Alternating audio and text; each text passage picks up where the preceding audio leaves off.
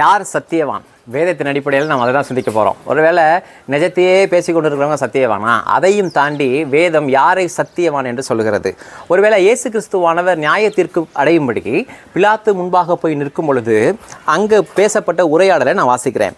யோவானின் சுவிசேஷ புத்தகம் 18வது அதிகாரம் 37வது வசனம். அப்பொழுது பிலாத்து அவரை நோக்கி, அப்படியானால் நீ ராஜாவா என்றான். இயேசு பிரதியுத்தரமாக, நீ சொல்லுகிறபடி நான் ராஜாதான்.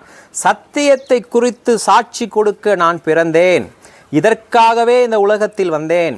சத்தியவான் எவனும் என் சத்தம் கேட்கிறான் என்றார். இந்த ஒரு வசனத்திற்குள்ள ஏராளமான உண்மைகள் அடுக்கப்பட்டிருக்கிறது. நான் அதை லேசாக உங்களுக்கு அடிகோடிட்டு சொல்கிறேன். இதை ஆழமாக நீங்கள் சிந்திக்க வேண்டும் என்று சொல்லி நான் விரும்புகிறேன். முதலாவதாக, இயேசு கிறிஸ்துவானவர் எதற்காக பிறந்தார் அப்படின்னு கேட்டால் டக்குன்னு நம்ம ஞாபகத்துக்கு வர்றது, டக்குன்னு நம்ம சொல்ல வேண்டிய பதில் என்ன தெரியுங்களா? அவர் என்னுடைய பாவங்களுக்காக பிறந்தார் அப்படின்னு. ஆனால் இங்கே வேத வசனம் திட்டவட்டமாக சொல்லுகிறது, சத்தியத்தை குறித்து சாட்சி கொடுப்பதற்காகவே அவர் பிறந்தார். அப்போ அவர் ராஜாவா, நீ ராஜாவான்னு கேட்குறார்.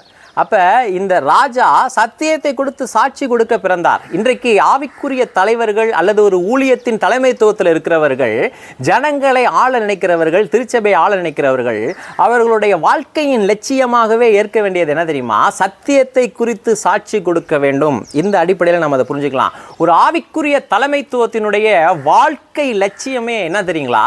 சத்தியத்தை குறித்து சாட்சி கொடுக்க வேண்டும். இங்கே சத்தியம் அப்படிங்கிற மூலமொழிக்கு சில அர்த்தங்கள் இருக்கு. அதை நான் உங்களுக்கு சொல்லட்டும். என்னன்னு கேட்டீங்கன்னா, அன்னோட்டிஸ்டு ட்ரூத், அதாவது கவனிக்கப்படாத ஒரு உண்மை. அப்போ ஆதி முதலாகவே தேவன் மனுக்குலத்திற்கு தன்னுடைய மீட்பின் திட்டத்தை சொல்லிக்கொண்டே இருந்தார்.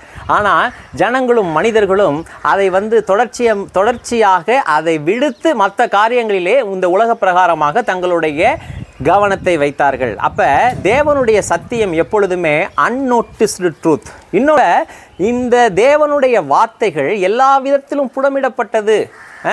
தேவனுடைய மீட்பின் திட்டம் எல்லா விதத்திலும் ஒரு பாவியை ரட்சிக்கக்கூடிய ஆற்றலை கொண்டது இந்த சுவிசேஷம். இப்போ இந்த சுவிசேஷத்தின் சத்தியம் எல்லா விதத்திலும் புடமிடப்பட்டு நிரூபணமான ஒரு உண்மை. அது மாத்திரமல்ல, ஜனங்களால் புறக்கணிக்கப்படுகிற ஒரு உண்மை.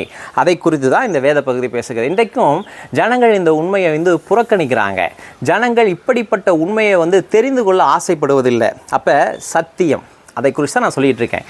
கடைசியாக நாம் கவனம் செலுத்த வேண்டிய வார்த்தை, சத்தியவான் எவனும் என் சத்தம் கேட்கிறான். அப்போ தேவனுடைய சத்தத்தை, சத்தியமாகவே இருக்கின்ற ஆண்டவருடைய சத்தத்தை நான் கேட்க வேண்டும் என்று சொன்னால், முதலாவதாக நான் சத்தியவானாக இருக்க வேண்டும்.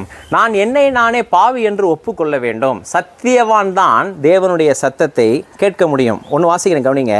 நீதிமொழியின் புஸ்தகம் 17வது அதிகாரம் 4வது வசனத்தில் கடைசி 2 வார்த்தை, பொய்யன் கேடுள்ள நாவுக்கு செவி கொடுக்கிறான். ஒருவேளை சத்தியம் எனக்குள் இல்லை என்று சொன்னால், நான் பொய்யனாக இருப்பேன் என்று சொன்னால், நான் எனக்கு கேடு உண்டாக கேடுகளை, கட்டுக்கதைகளை சொல்லுகிற மனிதர்களுக்கு செவி கொடுப்பேன். இன்றைக்கு சபையில் பெரும்பாலும் அதுதான்.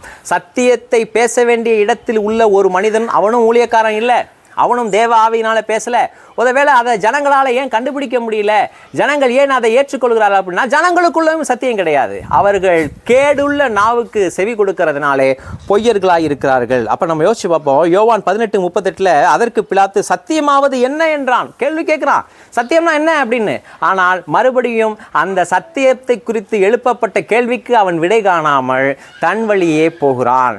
ஜனங்கள்கிட்ட போகிறான், தனக்கு கொடுக்கப்பட்ட வேலையை செய்கிறான். அப்போ நம்ம யோசித்து பார்ப்போம். சத்தியவன்னா யார் தெரியுமா? கர்த்தருடைய சத்தத்தை கேட்கிறவன், கர்த்தருடைய சத்தத்தை கேட்டு அதற்கு கீழ்ப்படுகிறவன்.